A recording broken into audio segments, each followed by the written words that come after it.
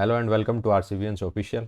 आज हम बात करने वाले हैं नंबर 3 पे जो क्राइसिस से गुजर रही है रॉयल चैलेंजर्स बेंगलोर, और इस समय का अगर मैं हॉट टॉपिक कहूँ तो पूरे आईपीएल में, ना सिर्फ रॉयल चैलेंजर्स बेंगलोर में बल्कि पूरे आईपीएल में, कि यार रॉयल चैलेंजर्स बेंगलोर का नंबर 3 कोई नहीं है। नंबर 3 पे बात करेंगे मैं और वैभव। वैभव, हमारे साथ जुड़ चुके हो आप। नंबर 3 पे जो स्टैट्स हमारे रहे हैं इन 8 मैचों में, वो स्टैट्स पहले मैं आपको दिखाता हूँ, अपने फैंस को दिखाता हूँ। उसके बाद मैं बात करूँगा कि किस प्रकार रॉयल चैलेंजर्स बेंगलोर ने 8 मैचेस में नए नए 5 प्लेयर्स जो हैं वो नंबर 3 पे ट्राई किए हैं। अगर मैं पहले 4 मैचेस की बात करूँ, मुंबई इंडियंस के खिलाफ मैच था, दिनेश कार्तिक जो है वो नंबर 3 पे आए, 0 किया। दूसरे मैच में कोलकाता के खिलाफ ब्रेसवेल आए तो सबको लगा कि ब्रेसवेल जो है वो नंबर 3 खेल जाएंगे, उन्होंने 19 किए। मैच नंबर 3 की अगर मैं बात करूँ तो Glenn Maxwell, one of the best inning at number 3 की अगर इस सीज़न में बात करूँ तो वो मैक्सवेल की रही है। आरसीबी 59 स्कोर किए। मैच नंबर 4 की अगर मैं बात करूँ तो लोम रोड जो है उन्होंने 26 स्कोर किया दिल्ली कैपिटल्स के खिलाफ। और आखिरी के जो मैच है ना, आखिरी के जो 4 मैच जहाँ हम चेन्नई, पंजाब, राजस्थान और केकेआर से खेले, वहाँ पे हमने महज 4 रन स्कोर किए हैं 15 गेंदों। वैभव, 4 रन स्कोर किए हैं नंबर 3 के प्लेयर्स ने, 15 गेंदें ली हैं। और इन गेम्स की अगर मैं बात करूं जहां पे हम चेन्नई से हारे हैं और जहां पे हम अभी बीते दिनों कोलकाता से हारे हैं, तो ऐसा भी नहीं है कि हमारे पास जो बहुत स्लैग था कि कोई बात नहीं आराम से खेल लो। हमने 5 प्लेयर्स जो है नंबर 3 पे ट्राई किए हैं। तो आरसीबी नंबर 3 पे इतना स्ट्रगल क्यों कर रही है, और जो क्राइसिस है वो रियल है कि नंबर 3 जो है वो मैच जिताता है और वही मैच हरवाता है। तो मैं आपसे पूछना चाहूँगा, why actually RCB struggling at number 3? क्या उनके पास वो टेक्निकल साउंड बैट्समैन नहीं है नंबर 3 के लिए? ये प्रॉब्लम जो स्टार्ट हुई थी ये हुई थी हमारे साथ सीजन से पहले। जब खबर आई थी कि रजत पाटीदार जो है पूरी तरीके से फिट नहीं है और शुरुआती कुछ मैचेस जो है मिस कर जाएंगे, फिर हमने आईपीएल स्टार्ट किया। फिर आईपीएल स्टार्ट होने के कुछ दिन बाद खबर आई कि रजत पाटीदार पूरा सीजन जो है मिस कर जाएंगे। फिर हमने इनका रिप्लेसमेंट साइन किया वैशक विजय कुमार को, और वो थे गेंदबाज, क्योंकि उस समय हमारी डेथ बॉलिंग भी काफी खराब चल रही थी। और एलएसजी वाला मैच जो है जो जस्ट फिनिश ही हुआ था, और फिर हमने सबने कहा था कि हमको डेथ बॉलिंग की जो काफी ज्यादा आवश्यकता है, वो मैच हम हार गए थे उस वजह से। तो अच्छा डिसीजन था, मुझे कोई उसमें प्रॉब्लम नहीं लगती, क्योंकि हमारे पास ऑलरेडी स्क्वाड में काफी सारे जो है प्लेयर्स थे जो कि आप नंबर 3 पे खिला सकते थे। इंडियन प्लेयर्स की बात करें, ओवरसीज प्लेयर्स की बात करें, फिर हसरंगा की एंट्री होती है जिसकी वजह से आप फिर ब्रेसवेल को नहीं खिला सकते। फिर आपको एक फास्ट बॉलर ऑलराउंडर चाहिए होता है, जहाँ पे आप विली या पार्नेल को खिलाते, तो इसलिए भी आप ब्रेसवेल को नहीं खिला सकते। तो जो नंबर 3 पे आपने ट्राई किया था वो अब नहीं होता। डीके पहले मैच में 0 पे आउट हुए मुंबई के खिलाफ, क्योंकि वो मैच हम ऑलरेडी जीत चुके थे, और वो सिर्फ आके शॉट खेल रहे थे, लग जाता आउट आउट 0 पे हो गए तो ज्यादा दिक्कत की बात नहीं है। ब्रेसवेल क्यों नहीं खेल पा रहे वो हमने आपको कारण बताया। उसके बाद आपने जितने भी प्लेयर ट्राई किए, लोमरोर हो वो एक मैच में चले, बाकी में नहीं चले।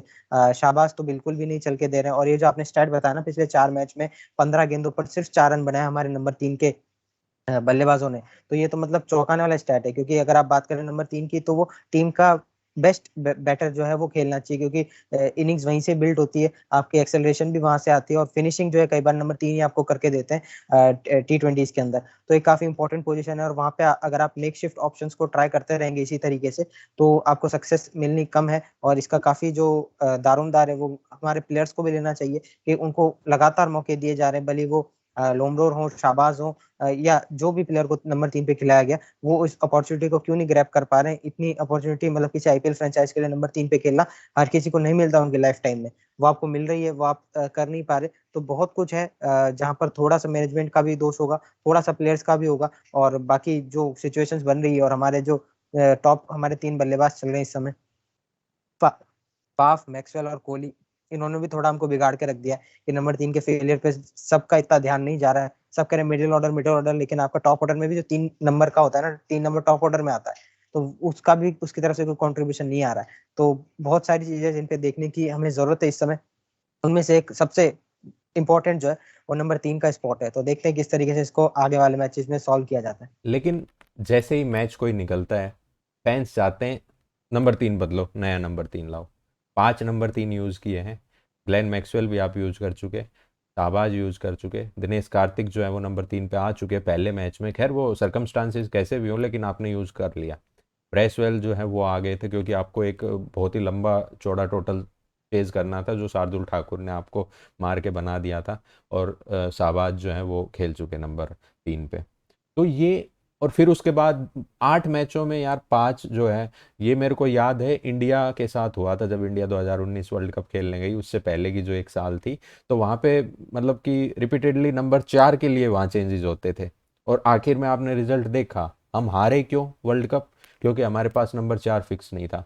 वी ट्राइड युवराज, मनीष पांडे, धोनी, रायडू, मतलब सबको ही, वो कई नाम तो मैं भूल भी गया। ऐसे ही रॉयल चैलेंजर्स बेंगलोर के साथ हो रहा है। इस टीम में कोई कमी नहीं है, लेकिन नंबर 3 कंसिस्टेंट होना चाहिए।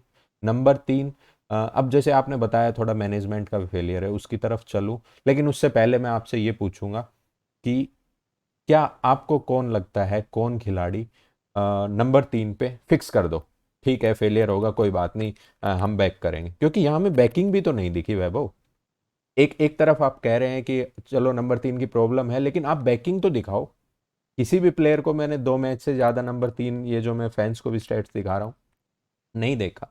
तो आप बताइए मतलब कहाँ पे जो है बैकिंग की कमी है, या आप ऑक्शन पे ही हार गए क्योंकि आपने विल जैक्स को तो खरीद लिया, मैक्सवेल का बैकअप क्योंकि आपको पता चला मैक्सवेल इंजर्ड हो रहे हैं पिछले अक्टूबर नवंबर में। आपने हेजलवुड का पता चला कि वो थोड़ा लेट आते हैं, जल्दी जाते हैं, तो आपने रिस्टोपली को खरीद लिया।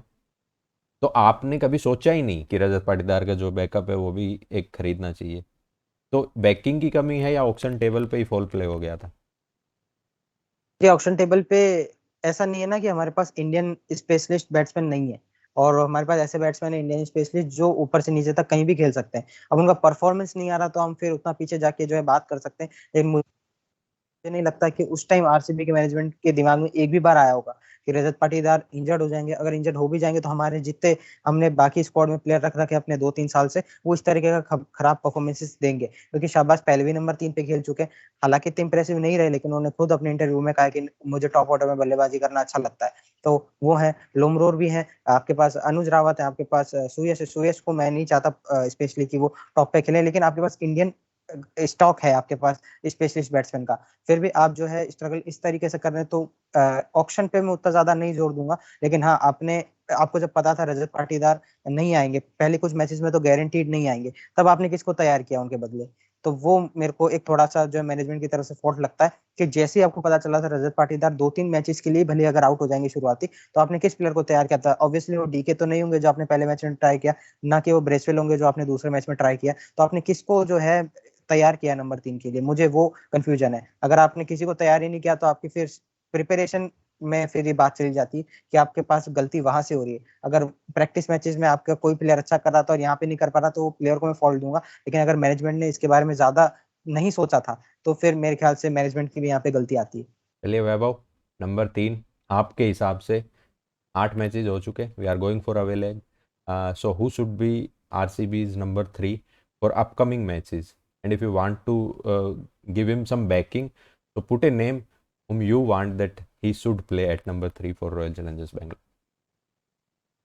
देखो, अब ये टूर्नामेंट का आधा संस्करण जो है बीत चुका है इस आईपीएल का। तो मैं नहीं चाहूंगा कि अब किसी प्लेयर को ट्राई करके फिर बोले कि तेरे को बैकिंग मिलती है, अब तेरे को जो करना है कर।